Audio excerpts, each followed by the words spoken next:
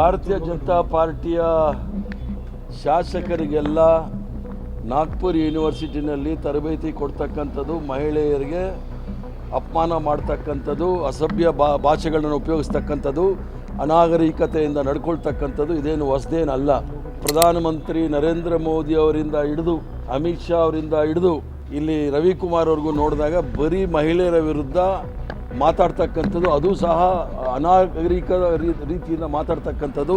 ಸರ್ಕಾರದಲ್ಲಿ ಎಲ್ಲ ಚೆನ್ನಾಗೇ ನಡೀತಾ ಇದೆ, ಮಾಧ್ಯಮದಲ್ಲಿ ಸ್ವಲ್ಪ ತಿರುಚಿ ಬಿಟ್ಟರೆ ಸ್ವಲ್ಪ ತಾಪತ್ರೆ ಆಗುತ್ತೆ ಅಷ್ಟೇ. ದಕ್ಷಿಣ ಕನ್ನಡ ಮಣಿಪುರ ಮಾಡಕ್ಕೆ ಹೊರಟಿದ್ದಾರೆ, ಇದ್ರ ಬಗ್ಗೆ ಎಲ್ಲ ಚರ್ಚೆ ಆಗಬೇಕು. ಭಾರತೀಯ ಜನತಾ ಪಾರ್ಟಿಯ ಶಾಸಕರಿಗೆಲ್ಲ ನಾಗ್ಪುರ್ ಯೂನಿವರ್ಸಿಟಿನಲ್ಲಿ ತರಬೇತಿ ಕೊಡ್ತಕ್ಕಂಥದ್ದು, ಮಹಿಳೆಯರಿಗೆ ಅಪಮಾನ ಮಾಡ್ತಕ್ಕಂಥದ್ದು, ಅಸಭ್ಯ ಭಾಷೆಗಳನ್ನು ಉಪಯೋಗಿಸ್ತಕ್ಕಂಥದ್ದು, ಅನಾಗರಿಕತೆಯಿಂದ ನಡ್ಕೊಳ್ತಕ್ಕಂಥದ್ದು ಇದೇನು ಹೊಸದೇನಲ್ಲ.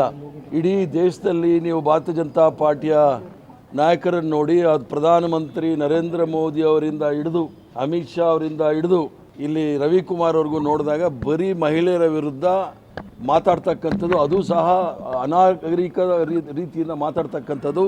ಅದರ ಅವರ ಸಂಸ್ಕಾರ ಸಂಸ್ಕೃತಿ ಅಂತ ಹೇಳ್ತಕ್ಕಂಥ ಜನ ಎಷ್ಟು ನೀಚ ಮಟ್ಟಕ್ಕೆ ಹೋಗ್ತಾರೆ ಅನ್ನೋದು ಭಾಳ ಸ್ಪಷ್ಟವಾಗಿ ತೋರಿಸ್ತಾ ಇದ್ದಾರೆ.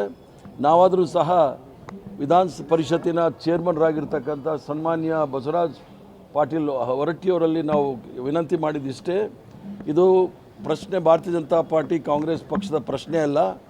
ಇದು ಚಿಂತಕರ ಚಾವಡಿ ಅಂತ ಹೇಳ್ಸ್ಕೊಂಡಿರ್ತಕ್ಕಂಥ ಒಬ್ಬರು ಸದಸ್ಯರು, ಒಂದು ಚೀಫ್ ಸೆಕ್ರೆಟರಿ, ಕರ್ನಾಟಕ ರಾಜ್ಯದ ಕಾರ್ಯಾಂಗದ ಮುಖ್ಯಸ್ಥರು, ಅವರ ಮೇಲೆ ಈ ರೀತಿಯ ಪದ ಬಳಕೆ ಮಾಡ್ತಕ್ಕಂಥದ್ದು ಇದು ಕರ್ನಾಟಕದ ಸಂಸ್ಕೃತಿ ಅಲ್ಲ. ಅವರ ಮೇಲೆ ಗಂಭೀರವಾದ ಆರೋಪ ಮಾಡಿರುವಾಗ ನಮ್ಮ ಚೀಫ್ ವಿಪ್ ಅವರು ಗಂಭೀರವಾದ ಆರೋಪ ಮಾಡಿದ್ದಾರೆ. ಅವರು ಅದಕ್ಕೆ ಸರಿಯಾದ ಕ್ರಮ ತೆಗೆದುಕೊಳ್ಬೇಕು ಅಂತೇಳಿ ನಾವು ಪರಿಷತ್ ಚೇರ್ಮನ್ನಲ್ಲಿ ನಾವು ಮನವಿ ಮಾಡಿದ್ದೇವೆ. ಸರ್ಕಾರದಲ್ಲಿ ಎಲ್ಲ ಚೆನ್ನಾಗೇ ನಡೀತಾ ಇದೆ, ಮಾಧ್ಯಮದಲ್ಲಿ ಸ್ವಲ್ಪ ತಿರುಚಿ ಬಿಟ್ಟರೆ ಸ್ವಲ್ಪ ತಾಪತ್ರೆ ಆಗುತ್ತೆ ಅಷ್ಟೇ. ಬಾಕಿದು ಸಿದ್ದರಾಮಯ್ಯ ಅವ್ರು ಏನು ಹೇಳಬೇಕು ಅವ್ರು ಹೇಳಿದ್ದಾರೆ, ಶಿವಕುಮಾರ್ ಅವ್ರು ಏನು ಹೇಳಬೇಕು ಅವ್ರು ಹೇಳಿದ್ದಾರೆ, ಆಲ್ ಇಂಡಿಯಾ ಕಾಂಗ್ರೆಸ್ ಕಮಿಟಿ ಅಧ್ಯಕ್ಷರಾದ ಮಲ್ಲಿಕಾರ್ಜುನ್ ಖರ್ಗೆ ಸಾಹೇಬರು ಅವ್ರೇನು ಹೇಳ್ಬೇಕು ಅವರು ಹೇಳ್ಬಿಟ್ಟಿದ್ದಾರೆ. ಈಗ ಅವ್ರ ಕೈಯಲ್ಲಿ ನಾವು ಲಗಾಮ್ ಕೊಟ್ಟಾಗ ಅವ್ರು ಹೇಳಿದ್ದು ನಾವು ಒಪ್ಕೊಳ್ಳೇಬೇಕಾಗುತ್ತೆ. ಅಲ್ಲ, ಸತ್ಯ ಹರಿಶ್ಚಂದ್ರ ಯಾರೂ ಇಲ್ಲ ಇಲ್ಲಿ ಸತ್ಯ ಹೇಳೋಷ್ಟು. ಆದ್ದರಿಂದ ಅವ್ರು ಹೇಳಿದ್ದಾರೆ, ಇಬ್ಬರು ಹೇಳಿದ ಮೇಲೆ ಅದ್ರ ಮೇಲೆ ಮುಂದೆ ಚರ್ಚೆ ಬೇಡ, ಇಲ್ಲಿಗೆ ನಿಲ್ಲಿಸೋದು ಒಳ್ಳೆಯದು ಅಂತ ನಾನು ಈಗಾಗಲೇ ಹೇಳಿದ್ದೀನಿ, ಏನೂ ಆಗೋದಿಲ್ಲ ಅಂತ. ಆದ್ದರಿಂದ ಅದ್ರ ಚರ್ಚೆ ಬಿಟ್ಬಿಟ್ಟು ಕರ್ನಾಟಕ ರಾಜ್ಯದಲ್ಲಿ ಆಗ್ತಕ್ಕಂಥದ್ದು ದಕ್ಷಿಣ ಕನ್ನಡ ಮಣಿಪುರ ಮಾಡಕ್ಕೆ ಹೊರಟಿದ್ದಾರೆ, ಇದ್ರ ಬಗ್ಗೆ ಎಲ್ಲ ಚರ್ಚೆ ಆಗಬೇಕು. ಅಲ್ಲ, ಹಂಗಂದ್ರೆ ಸುರ್ಜೇವಾಲ ಬಂದಿದ್ದು ಇವೆಲ್ಲ ಒಂದು ರೀತಿ ಸರ್ಕಸ್ ಅಂತ ಪಬ್ಲಿಕ್ಕಲ್ಲಿ ಅಂತ ಚರ್ಚೆ ನಡೀತದೆ ಸರ್. ಸರ್ಕಸ್ ನಡೆಸೋಕೆ ಇಲ್ಲಿ ಯಾರೂ ಪ್ರಾಣಿಗಳಿಲ್ಲ. ಅವರು ಒಂದು ಸಲ ಜನಗಳ ಹತ್ರ ಮಾತಾಡಬೇಕು ಅಂತ ಬಂದಿದ್ದಾರೆ. ಯಾಕಂದರೆ ಭಾಳ ದಿವಸ ಆಗಿತ್ತು ಅವ್ರಿಗೆ ಕರ್ನಾಟಕಕ್ಕೆ ಬಂದು. ಕೆಲವು ಸದಸ್ಯರು ಅವರ ಕುಂದುಕೊರತೆಗಳನ್ನ ಹೇಳಲಿಕ್ಕೋಸ್ಕರ ಕರೆಸ್ಕೊಂಡು ಮಾತಾಡಿದ್ದಾರೆ, ತಪ್ಪೇನಿಲ್ಲ. ಇದು ನಮ್ಮ ಆಲ್ ಇಂಡಿಯಾ ಕಾಂಗ್ರೆಸ್ ಕಮಿಟಿಯಲ್ಲಿ ಇರ್ತಕ್ಕಂಥ ಸಂಪ್ರದಾಯ, ಆ ರೀತಿ ನಡ್ಕೊಂಡು ಹೋಗ್ತಾ ಇರ್ತೀವಿ. ಅಹವಾಲು ಏನು ಸ್ವೀಕಾರ ಮಾಡಲಿಲ್ಲ. ನಿಮ್ಮ ಕುಂದುಕೊರತೆಗಳೇನು ಅಂತ ಹೇಳಿ ಕೇಳಿದ್ದಾರೆ. ಕೆಲವು ಸಂದರ್ಭದಲ್ಲಿ ಅವ್ರು ಮುಖ್ಯಮಂತ್ರಿಗಳ ಮುಂದೆ ಮತ್ತು ಡೆಪ್ಟಿ ಮುಖ್ಯಮಂತ್ರಿಗಳ ಮುಂದೆ ಹೇಳೋಷ್ಟು ಧೈರ್ಯ ಮಾಡದೇ ಇರೋ ಸಂದರ್ಭದಲ್ಲಿ ಅವರು ಕೇಳಿರ್ತಾರೆ, ಇದು ಅವ್ರು ಬಿಟ್ಟೇನಾದರೂ ಇದೆಯಾ ಅಂತ ಹೇಳಿ. ಕಡೆಗೆ ಅದೇನೂ ಇಲ್ಲ, ಬ್ಯಾಲೆನ್ಸ್ ಶೀಟು ಸರಿ ಹೋಗಿದೆ ಅಂತ ಅಷ್ಟೇ. ಮಲ್ಲಿಕಾರ್ಜುನ್ ಖರ್ಗೆ ಸಾಹೇಬ್ರು ಹೇಳಿದ ಮೇಲೆ ನಾನೇನು ಹೇಳೋಕ್ಕಾಗೋದಿಲ್ಲ. ನಾನು ಅವ್ರ ಕೆಳಗಡೆ ಇರ್ತಕ್ಕಂಥ ಒಬ್ಬ ಮೆಂಬರು. ಆದ್ದರಿಂದ ಟಿ ವಿನಲ್ಲಿ ಚರ್ಚೆ ಆಗ್ತಾ ಇರಲಿ, ನಾವು ಸ್ವಲ್ಪ ಮನೋರಂಜನೆ ನಮಗೂ ಸಿಗ್ತಾ ಇರುತ್ತೆ. ಅಲ್ಲಲ್ಲ, ನಮಗೂ ಮನೋರಂಜನೆ ಇರುತ್ತೆ, ಆ ಮನೋರಂಜನೆ ನಾವು ನೋಡ್ತಾ ಇದ್ದೀವಿ.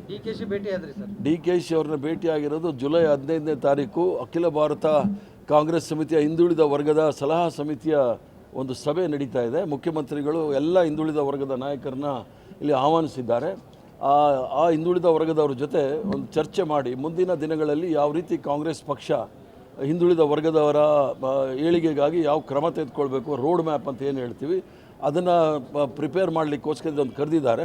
ಅದಕ್ಕೋಸ್ಕರ ಶಿವಕುಮಾರ್ ಅವರು ಅಧ್ಯಕ್ಷರು, ಕಾಂಗ್ರೆಸ್ ಆಫೀಸಲ್ಲಿ ಆ ಮೀಟಿಂಗ್ ನಡೆಯೋದು ಭಾರತ್ ಜೋಡೋ ಭವನ್ನಲ್ಲಿ. ಆದ್ದರಿಂದ ಅವ್ರಿಗೆ ನಾನೊಬ್ಬ ಹಿರಿಯ ಸದಸ್ಯನಾಗಿರೋದ್ರಿಂದ ಅವ್ರಿಗೂ ಹೋಗಿ ಹೇಳಿದ ಈ ಥರ ನಡೀತಾ ಇದೆ, ಅದಕ್ಕೆ ಏನೇನು ಸೌಕರ್ಯಗಳು ಮಾಡಬೇಕು ಅದನ್ನು ಮಾಡಿ ಅಂತ ಹೇಳಿ. ಆಲ್ ಇಂಡಿಯಾ ಕಾಂಗ್ರೆಸ್ ಕಮಿಟಿ ಹಿಂದುಳಿದ ವರ್ಗದ ಡಿಪಾರ್ಟ್ಮೆಂಟ್ ಇದೆ. ಆ ಡಿಪಾರ್ಟ್ಮೆಂಟ್ ಅಡ್ವೈಸರಿ ಕೌನ್ಸಿಲ್ ಇರ್ತಕ್ಕಂಥದ್ದು, ಅದು ಅಧಿಕೃತವಾಗಿರ್ತಕ್ಕಂಥದ್ದು, ಅದು ಬೇರೆ ಏನೂ ಅಲ್ಲ, ಅಧಿಕೃತವಾಗಿ.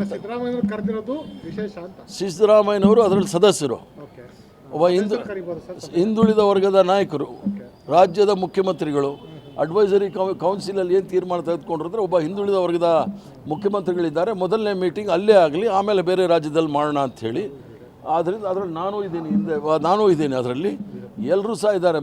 ಒಟ್ಟು 5 ಜನ ಮಾಜಿ ಮುಖ್ಯಮಂತ್ರಿಗಳಿದ್ದಾರೆ, ಒಂದು 7 ಜನ ಮಾಜಿ ಕೇಂದ್ರ ಸಚಿವರಿದ್ದಾರೆ, ಒಂದು 30 ಜನ ಮಾಜಿ ಲೋಕಸಭಾ ರಾಜ್ಯಸಭಾ ಸದಸ್ಯರಿದ್ದಾರೆ. ಒಟ್ಟು 60 ಜನ ಬರ್ತಾ ಇದ್ದಾರೆ. 60 ಜನಗಳಲ್ಲಿ ಮುಂದಿನ ಹೆಜ್ಜೆ ಯಾವ ರೀತಿ ಇಡಬೇಕು ಹಿಂದುಳಿದ ವರ್ಗದವರು ಅಂತೇಳಿ. ಈಗಾಗಲೇ ಜಾತಿ ಜನಗಣತಿ ವಿಚಾರದಲ್ಲಿ ರಾಹುಲ್ ಗಾಂಧಿಯವರು ಒಂದು ದೊಡ್ಡ ಸಾಧನೆಯನ್ನು ಮಾಡಿರೋ ಸಂದರ್ಭದಲ್ಲಿ ಮುಂದೆ ಯಾವ ರೀತಿ ತೆಗೆದುಕೊಂಡು ಹೋಗಬೇಕು ಅನ್ನೋದನ್ನು ಹಿರಿಯರಲ್ಲಿ ಚರ್ಚೆ ಮಾಡಿ ಆನಂತರ ಪಕ್ಷಕ್ಕೆ ಅದನ್ನು ಆ ಸಲಹೆ ಸೂಚನೆಗಳನ್ನು ಕೊಡ್ತೀವಿ. Sir, thank you sir.